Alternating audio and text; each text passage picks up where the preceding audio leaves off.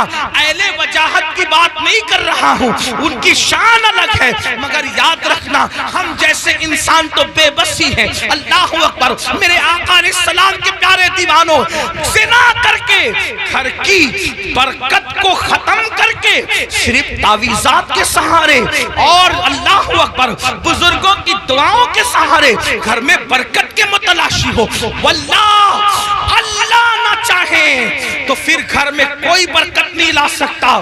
ہم لوگ اہل توحید ہیں، اہل سنت صوفیہ کے ماننے والے ہیں، ہمارا عقیدہ یہ ہے خیر ہی و شر ہی من اللہ تعالی، ہر خیر و شر اللہ کی طرف سے ہے۔ لیکن اللہ اکبر، اب سنو، غور سے سنو، میرے اور تمہارے آقا فرماتے ہیں، حضرت مالک کہیں گے آگ کی سلاخیں آنکھوں میں پھیر دو، آگ کی جہنم کی آگ کی سلاخیں آنکھوں میں پھیر دو۔ جب آنکھوں میں پھرے گی وہ کمزور آنکھیں، وہ ننھی ننھی آنکھیں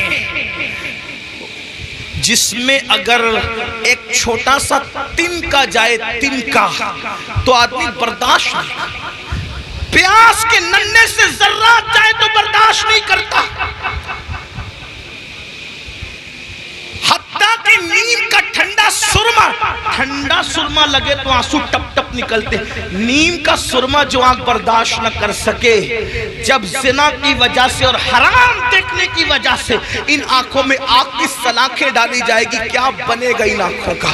اور جب فرشتے آگ کی سلاخیں اس آنکھ میں پھیریں گے، تب وہ انسان ان فرشتوں سے کہیں گے ہم پہ رحم تو کرو نا، ہم قابل رحم ہیں، ہم پہ رحم کرو، ایک لمحے کے لیے رحم کرو۔ وہ کہیں گے ظالم، تو دنیا میں اللہ کی نافرمانی کرتا تھا، زنا کرتا تھا، حرام دیکھتا تھا، اور آج ہم سے کہہ رہا ہے کہ ہم رحم کریں، ہم تو اللہ کے بندے، تو نے نافرمانی کی اللہ کی، ہم نہیں کر سکتے۔ اللہ کی طرف سے جو حکم ہے ہم وہ ضرور کریں گے۔ اللہ اکبر۔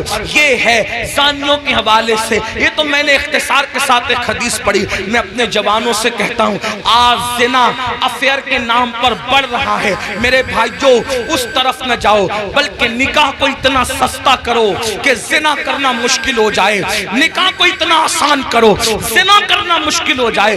بڑی معذرت کے ساتھ ظالم معاشرے نے نکاح کو اتنا مشکل کر دیا ہے کہ اب لوگ زنا کو آسان سمجھنے لگے ہیں۔ نہیں، جس معاشرے میں زنا ہوگا اس معاشرے میں بیماریاں ہوگی، جس معاشرے میں زنا ہوگا اس معاشرے کے اندر بے برکتی ہوگی، جس معاشرے میں زنا ہوگا اس معاشرے میں تباہی ہوگی۔ جہاں گناہ ہے وہاں فنا ہے۔ اور ایک بات بھی عرض کر دوں، جو زنا کرتے ہیں اللہ ان کے یہاں عیبی اولاد پیدا کر، عیبی اولاد ان کے گھروں میں۔ اب کسی گھر میں عیبی اولاد دیکھو تو قیاس مت لگا لینا کہ اس نے زنا ہی کیا ہوگا، ایسا نہیں۔ کچھ لوگوں کو بطور سزا عیبی اولاد دی جاتی ہے، اور کچھ لوگوں کو بطور امتحان عیبی اولاد دی جاتی ہے۔ کسی کا امتحان بھی ہو سکتا ہے، جیسے حضرت ایوب علیہ السلام کا امتحان ہوا، اللہ والوں کا امتحان ہوا۔ تو میرے بھائیو زنا کی طرف نہ جاؤ اور نکاح کرو، اور نکاح جلدی کرو۔ اپنے جوانوں سے کہتا ہوں اگر گھر والے نکاح کرنے میں تاخیر کرے تو نوجوانوں کو یہ گھر میں عرضی رکھنے کا حق ہے کہ میری شادی کر دو، لیکن حرام کی طرف نہ جاؤ۔ اور آخری میں بات سمیٹتے ہوئے عرض کروں، اگر ایسا نہیں کیا تو زنا وہ بدترین فعل ہے میرے بھائی، نسلوں تک اس کی سزا ملتی رہے گی۔ روزی میں برکت نہیں ہو سکتی، روزی میں کبھی برکت نہیں ہو سکتی، چہرے کا نور اٹھا لیا جائے گا، عمر گھٹا دی جائے گی، کہیں پناہ نہیں ملے گی۔ جنہوں نے جوانیوں میں زنا کیا ہے بڑھاپا اس قدر ان کا دردناک ہے، وہ بستر میں منہ چھپا چھپا کر روتے ہیں، لیکن ان کو موت نہیں آتی، وہ موت مانگتے ہیں، ان کو موت نہیں آتی۔ جوانی میں پاپ کرنے والے، جوانی میں آوارگی کرنے والے، جوانی میں عیاشی کرنے والے، جوانی میں عیش کرنے والے دردناک زندگی گزارتے ہیں، کوئی پوچھنے والا نہیں رہتا، اس لیے کہ جس کی طرف سے خدا کی نظر رحمت پھر جاتی ہے ان کا کوئی پرسان حال نہیں۔ اس لیے میرے بھائیوں، آج سے پہلے اگر گندی فلم دیکھی ہو، آج سے پہلے کوئی زنا کا کام کیا ہو، آج سے پہلے کسی لڑکی سے ناجائز تعلقات رکھا ہو، آج سے پہلے کسی لڑکی کو پاپ کی نظر سے دیکھا ہو، آج کی اس محفل میں سچی توبہ کر لو، کیونکہ توبہ کا دروازہ کھلا ہوا ہے اور آج ہی کھلا ہے۔ جس دن مر جاؤ گے، روح کا جس رشتہ جسم سے ٹوٹ جائے گا، توبہ کا دروازہ ہمارے لیے بند ہو جائے گا۔ اللہ اللہ، ایک بزرگ مجذوب تھے، وہ بستی میں لوگوں سے کہتے تھے، لوگوں اللہ سے صلح کر لو، لوگوں اللہ سے صلح کر لو، لوگوں اللہ سے صلح کر لو۔ بستی میں کہتے پھرتے تھے، لیکن اللہ والوں کی بات پہ کون توجہ کرتا ہے؟ اور جب قبرستان میں دیکھا گیا تو قبرستان میں کہتے تھے، اے اللہ ان سے صلح کر لے، اے اللہ ان سے صلح کر لے، اے اللہ ان سے صلح کر لے۔ تو لوگوں نے کہا، بابا بات بستی بدلتی ہے، بات بدلتی ہے، آپ بستی میں کہہ رہے تھے کہ لوگوں اللہ سے صلح کر لو اور قبرستان میں کہتے ہو اللہ ان سے صلح کر لے، جملہ کیوں بدل گیا قبرستان میں؟ بزرگ فرماتے ہیں، بابا بات یہ ہے کہ جب انسان زندہ تھا تو اللہ اس سے صلح کرنا چاہتا تھا، اللہ اس سے صلح کرنے کے لیے تیار تھا، اسی لیے کہہ رہا تھا اللہ سے صلح کر لو۔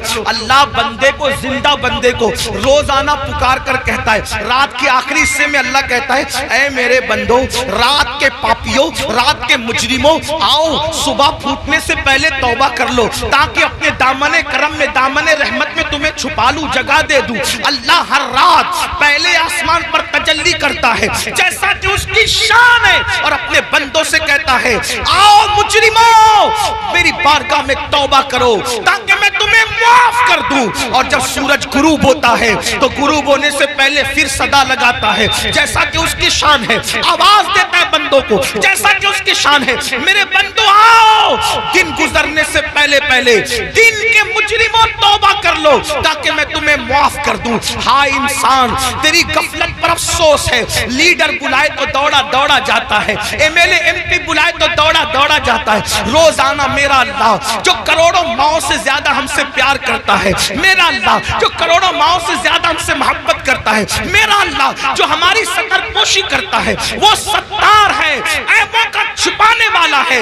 یاد رکھنا مسلمانوں، اگر اللہ نے ہمارے عیبوں پہ پردہ نہ ڈالا ہوتا تو نہ آپ یہاں بیٹھنے کے قابل ہوتے، نہ ہم لوگ یہاں بیٹھنے کے قابل ہوتے۔ کتنا کرم ہے، گناہ کرتے ہیں، عیبوں پہ پردہ ڈالتا ہے۔ ارے بیوی اتنی محبت کرتی ہے لیکن ہمارے عیب دیکھتی ہے تو اپنے میکے میں جا کر بیان کرتی ہے، امی اتنا پیار کرتی ہے، ہمارے عیب دیکھتی ہے تو ابو کو بیان کرتی ہے، ابو اتنا پیار کرتے ہیں، ہمارے عیب دیکھتے ہیں تو امی کو بیان کرتے ہیں، بھائی لوگ اتنا پیار کرتے ہیں، ہمارے عیب دیکھتے ہیں تو بھائیوں کو بیان کرتے ہیں۔ کتنا میرا مولا پیارا ہے، کیسا کرم کرنے والا ہے۔ اتنے ہم جرائم کریں، اتنے گناہ کریں، پردے پہ پردے ڈالتا ہے، پردے پہ پردے ڈالتا ہے، پردے پہ پردے ڈالتا ہے۔ اللہ کے بندو، سب کی محبتوں کا خیال کیا، ذرا رب کی محبت کا بھی تو خیال کرو۔ جو بات آخری عرض کرنے چلا تھا، ایک حدیث پڑھنے چلا تھا، آؤ میرے اللہ کی کہ فرمان پر عمل کرو۔ آج سے پہلے جو ہوا سو ہوا، آج سچی توبہ کر لو، اپنے آپ کو بدل دو،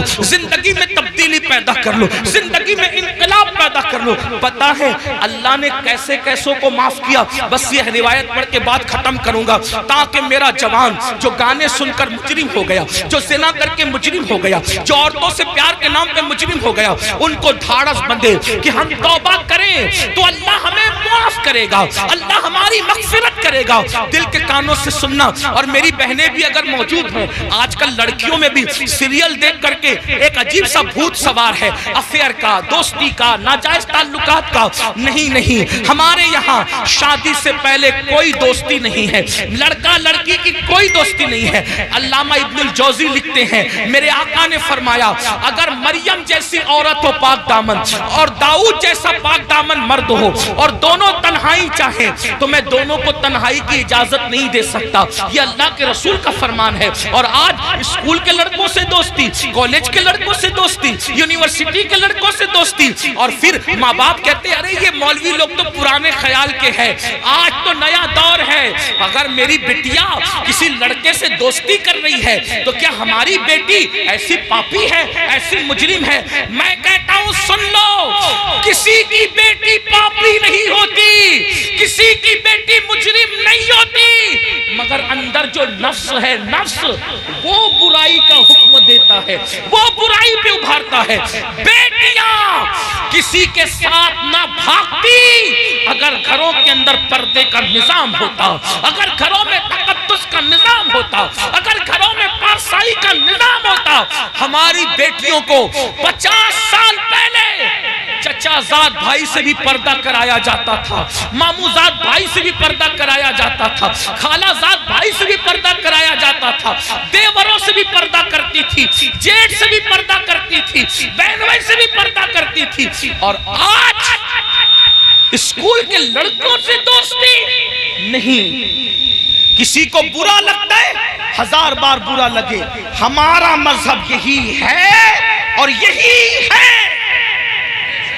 اگر کوئی ٹی وی پہ بیٹھ کر بھونکتا ہے کہ مولوی پردے کی بات کرتے ہیں، ہم کہتے ہیں ہم تم سے نہیں کہتے، ہم اپنی بیٹیوں سے کہتے ہیں، اور ہماری بیٹیوں کو کہنے کا ہمیں حق ہے کہ ہر آدمی اپنی بیٹی کا ذمہ دار ہے۔ بیٹی صرف اس کے باپ کی بیٹی نہیں، بیٹی تو پوری ملت کی بیٹی ہوتی ہے، بیٹی تو پوری قوم کی بیٹی ہوتی ہے۔ میرے نبی نے حاتم طائی کی بیٹی کو جب بغیر دوپٹے کے دیکھا تو اپنی مزمل و مدثر والی چادر اس کے سر پہ ڈال کر دنیا کو پیغام دیا، بیٹی کسی کی بھی ہو